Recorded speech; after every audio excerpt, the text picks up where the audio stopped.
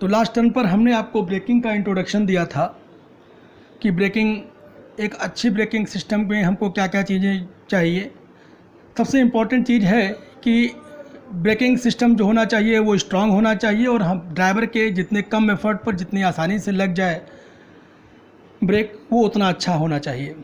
मतलब उसके जो स्किडिंग डिस्टेंस है, स्लिपेज भी है, वो बहुत ही कम होनी चाहिए। तो इसका प्रिंसिपल क्या होता है? देखो, जो बेसिक प्रिंसिपल होता है ये फ्रिक्शन ही है। देखो, फ्रिक्शन के कारण ही जो ब्रेक होती है वो अप्लाई होती है, और जो व्हीकल चल रही होती है या कार जो चल रही होती है उसकी काइनेटिक एनर्जी जो है वो जीरो हो जाती है या काइनेटिक एनर्जी जो है कम हो जाती है अकॉर्डिंग टू फ्रिक्शनल फोर्स और जो उसकी डिस्टेंस होती है। उसी प्रिंसिपल को हम यहाँ पर डिस्कस करने जा रहे हैं थोड़ा सा। आप देखिए कैसे, इसी में हम बोलेंगे, ये इसी को बोला जा रहा है प्रिंसिपल ऑफ ब्रेकिंग या रोड टायर एडिशन। ये चीज़ है, आप देख रहे हैं यहाँ पर ये कार दिखाई गई है, ये इसका जो वेट है वो W है, ये V स्पीड से जा रही है, सेंटर ऑफ ग्रेविटी से दिखाया गया है इसको। आप देख रहे हैं ये जो पहिए हैं उन पर रिएक्शन R है, इधर के पहियों पे दिखाई गई है, ये सभी पहियों पर इसी तरीके से आप समझ सकते हैं। 4 पहिए होंगे, ये साइड व्यू दिखाया गया है। तो जो इस समय काइनेटिक एनर्जी होगी जब ये चल रही होगी, तो काइनेटिक एनर्जी जो इसकी होगी वो क्या हो जाएगी, 12 mv²। ये काइनेटिक एनर्जी हो गई। अच्छा, काइनेटिक एनर्जी जो होती है m, अब कैसे निकालेंगे यहाँ पर, क्योंकि इसका वेट W है तो m बराबर क्या हो जाएगा, W/g। W = m × g होता ही होता है, आप लोगों को पता है पहले से। तो यहाँ पर क्या हो जाएगा, m = W/g। तो काइनेटिक एनर्जी जो हो गई वो क्या हो गई, 1/2 W/g × v²। तो ये चीज़ यहाँ पर काइनेटिक एनर्जी आ गई। तो जो अब ब्रेकिंग वर्क डन जो आया वो बराबर क्या हो जाएगा, काइनेटिक एनर्जी। जब ब्रेक लगाएंगे तो उस केस में तो जो ब्रेकिंग वर्क डन है, यही सिंपल प्रिंसिपल है, आप समझिए। तो जो ब्रेकिंग वर्क डन होगा वो work done by the frictional force. जो फ्रिक्शनल फोर्स लग रहा है किसके किसके बीच में, टायर और रोड के बीच में जो फ्रिक्शनल फोर्स है उसके बारे में बात हो रही है यहाँ पर। तो ये क्या है, ये फ्रिक्शनल फोर्स बोलें या फ्रिक्शनल रेजिस्टेंस बोलें, Fr × d। ये डिस्टेंस, ये जो है ये स्टॉपिंग डिस्टेंस है, जितनी देर में ये रुकेगी, कितनी दूर में रुकेगी, ये स्टॉपिंग डिस्टेंस आ जाएगी, स्टॉपिंग डिस्टेंस। और ये क्या हो जाएगा, Fr × d। Fr की जो वैल्यू हो जाएगी, ये क्या हो गया, Fr का मतलब हो गया average frictional resistance at road wheel junction. जो रोड व्हील जंक्शन है उस पर वही, क्योंकि फ्रिक्शन तो वहीं डेवलप होगा ना जहाँ पर टायर और रोड, जहाँ पर जो है कांटेक्ट में हो, क्योंकि फ्रिक्शनल फोर्सेस जितने भी होते हैं वो सब कांटेक्ट फोर्सेस होते हैं। आप लोगों ने पहले भी पढ़ रखा है इसे। तो अब ये जो आया क्या हो जाएगा, Fr × d स्टॉपिंग डिस्टेंस बराबर हो गया, क्योंकि ये वर्क डन बराबर हो गया काइनेटिक एनर्जी के according to work energy theorem. आपने पहले भी पढ़ा है, ये 10th में आपको पढ़ाई गई होगी। और जब वो स्टॉप होती है तब उस केस में, जब एकदम से रुक गई, क्योंकि ये जो स्टॉपिंग डिस्टेंस हम बोल रहे हैं इसको D को बोल रहे हैं स्टॉपिंग डिस्टेंस, तो इस स्टॉपिंग डिस्टेंस में चलने के बाद वो जो है रुक गई इस Fr फोर्स के कारण, फ्रिक्शनल फोर्स जो लगा। तो अच्छा, लेकिन अगर ये तो पहली बात आई। अगर कहता है कि व्हीकल नहीं रुकती नहीं है, मान लीजिए ब्रेक लगाने पर थोड़ा सा स्लो हो जाती है, दो कंडीशन होगी ना, या तो आप ब्रेक लगा करके व्हीकल को रोकना चाहेंगे कि गाड़ी रुक जाए पूरी तरीके से, और या तो आप चाहेंगे कि वो धीमी हो जाए। भाई, ब्रेक लगाने का तो पर्पज़ यही दो ही होगा, और कोई तीसरा पर्पज़ तो होगा नहीं। तो उस केस में क्या हो जाएगा कि जो व्हीकल है अगर मान लीजिए स्लो हो रही है, वेलोसिटी उसकी v1 से v2 हो गई, आप देख रहे हैं कि v1 is greater than v2 लिख दिया है मैंने। तो उस केस में क्या हो जाएगा, Fr × x। अब वो जो है ये x क्या हो जाएगी, वो डिस्टेंस है जिसमें वो वेलोसिटी स्लो हो करके v1 से v2 हो गई, मतलब वेलोसिटी कम हो करके अब v1 से v2 हो गई, वो डिस्टेंस है ये। Fr वही फ्रिक्शनल फोर्स जो लग रहा है, वो जो फ्रिक्शनल फोर्स होगा वो जो है वेलोसिटी पे डिपेंड नहीं करेगा। आप ये समझिए कि अगर आप वेलोसिटी चेंज कर रहे हो या वेलोसिटी चेंज हो जाएगी तो फ्रिक्शनल फोर्स नहीं, फ्रिक्शनल फोर्स जो होता है फिजिक्स उसकी यही कहती है।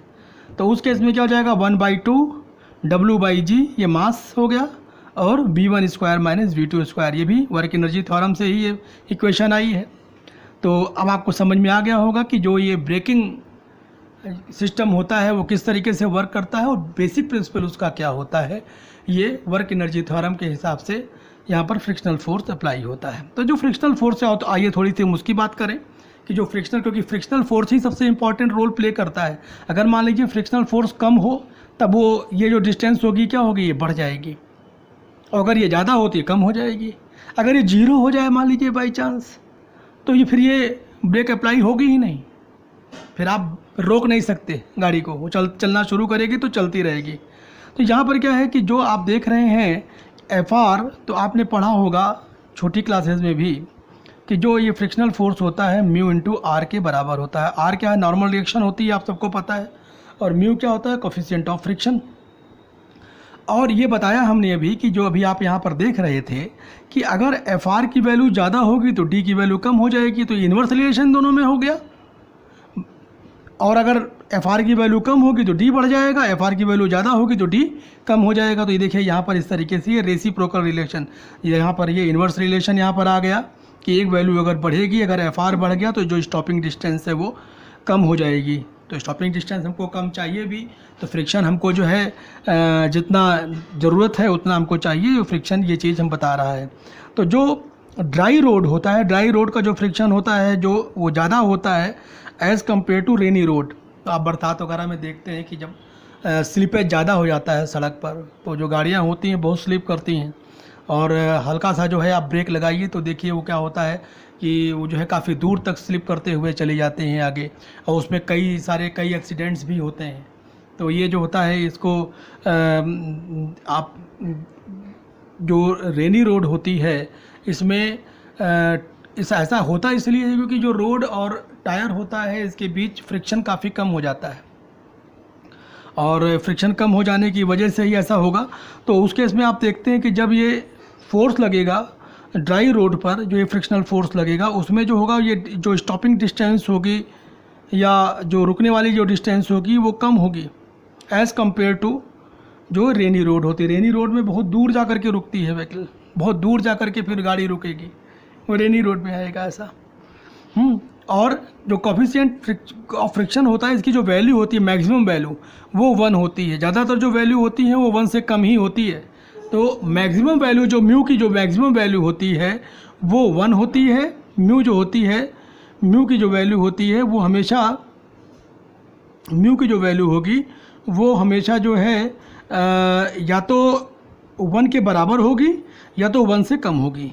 ये जो वैल्यू होगी ये या तो 1 के बराबर होगी या 1 से कम होगी। तो ये आप इस तरीके से समझ के चलिए आप, है ना। तो मैक्सिमम वैल्यू जो होती है इसकी 1 होती है, ये इस तरीके से ऐसे मान के चलिए। तो अब क्या आ रहा है, जो कोफिशिएंट ऑफ फ्रिक्शन होता है वो रोड की कंडीशन पर डिपेंड करता है। रोड की कंडीशन अगर वेट होगी, ड्राई होगी, वो इस बात पर डिपेंड करेगा कि रोड कैसी है, इस बात पर डिपेंड करता है। जो टायर थ्रेड पैटर्न होते हैं, आप लोग देखते होंगे जो टायर्स होते हैं उनमें उनके ऊपर थ्रेडिंग्स होती हैं। हम थ्रेडिंग अभी आपको दिखाते हैं फिगर में किस तरीके की होती है, ज़रा पहले आप उसको देख लीजिए तब आपको ज़्यादा समझ में आएगा।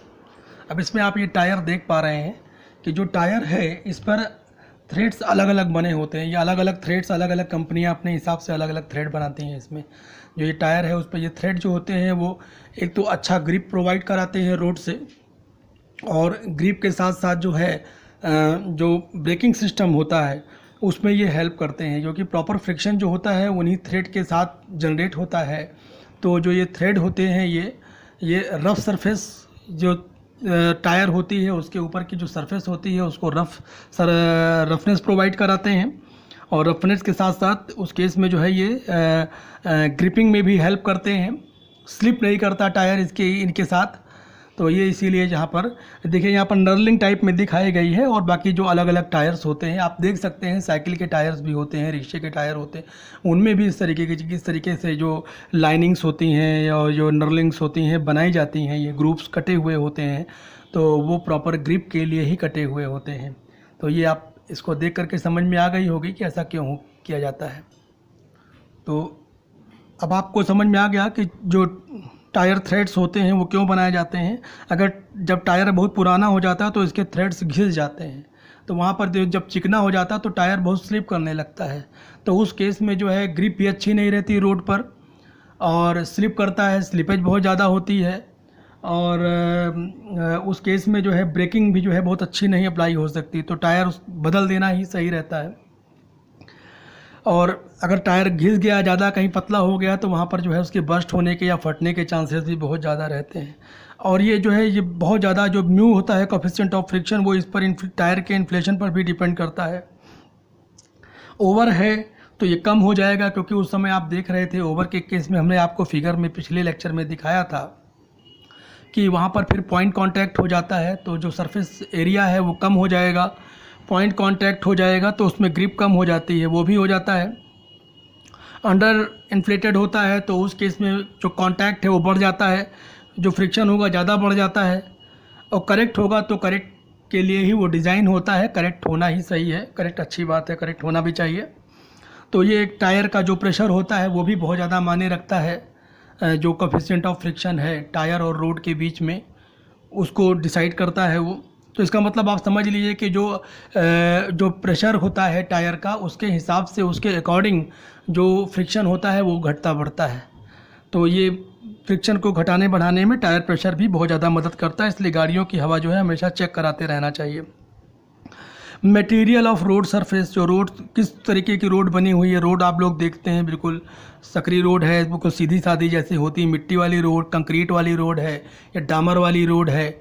अलग अलग तरीके की रोड जो होती हैं उनमें कोएफिशिएंट ऑफ फ्रिक्शन अलग, क्योंकि मटेरियल सबका अलग अलग होगा। जब मटेरियल अलग अलग होगा तो सबका कोएफिशिएंट ऑफ फ्रिक्शन भी अलग अलग होगा। तो ये आप समझ सकते हैं कि जो अलग अलग रोड, तो ये कहने मतलब कोएफिशिएंट ऑफ फ्रिक्शन जो होता है वो बेसिकली 4 चीज़ों को आप समझ सकते हैं। रोड सरफेस कंडीशन, वेट है या ड्राई है, ये इस बात पर डिपेंड करता है। टायर थ्रेड के पैटर्न पर डिपेंड करता है, वो पैटर्न किस तरीके का है, सही तरीके से बना है या नहीं बना, बहुत ज़्यादा घिसा तो नहीं है। और इन्फ्लेशन ऑफ टायर, टायर के अंदर जो हवा भरी हुई है उस बात पर डिपेंड करता है। और जो मटेरियल रोड सरफेस का है उस पर डिपेंड करता है कि कंक्रीट का है या डामर का है या सिंपल मडी रोड है, वो किस तरीके की है, वो सारी बातें हैं। तो यहाँ पर आप देखिए म्यू के बारे में कुछ थोड़ा सा उसमें कुछ फिगर हम बता रहे हैं कि अगर ड्राई कंक्रीट सरफेस है तो उसके लिए कोएफिशिएंट ऑफ फ्रिक्शन जो होता है वो 0.9 से 0.95 के बीच में होता है। आप देख रहे हैं कोएफिशिएंट ऑफ फ्रिक्शन जो है इस केस में काफ़ी ज़्यादा है।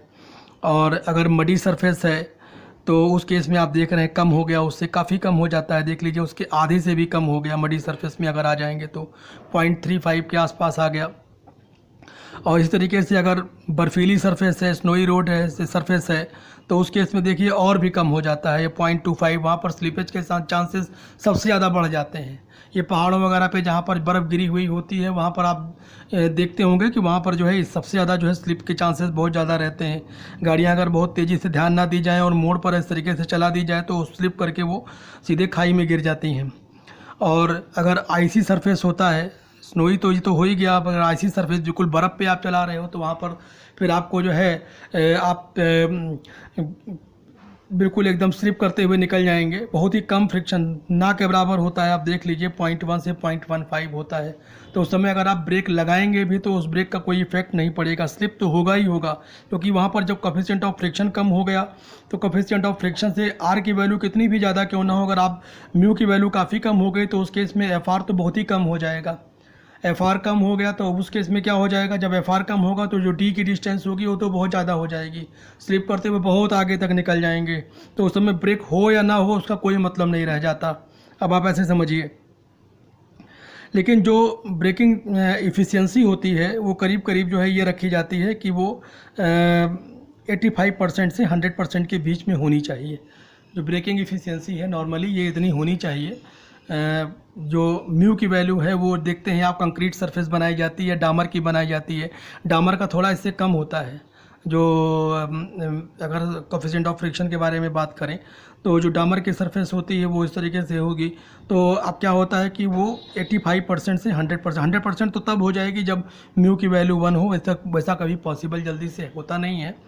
तो ये मिनिमम स्टॉपिंग डिस्टेंस के लिए, क्योंकि हम चाहते यही है कि जब हम ब्रेक अप्लाई करें तो वो कम डिस्टेंस पर जो हम गाड़ी चला रहे हैं वो रुक जाए और जिससे हम जो है लड़ने या भिड़ने से बच जाएं। तो हम समझते हैं कि आपको इतनी बात समझ में आ गई होगी कि जो ब्रेकिंग प्रिंसिपल है वो किस तरीके से वो क्या होता है। बेसिकली ये कोएफिशिएंट ऑफ फ्रिक्शन का रोल है और वर्क एनर्जी थ्योरम जो होती है वो यहाँ पर अप्लाई होती है।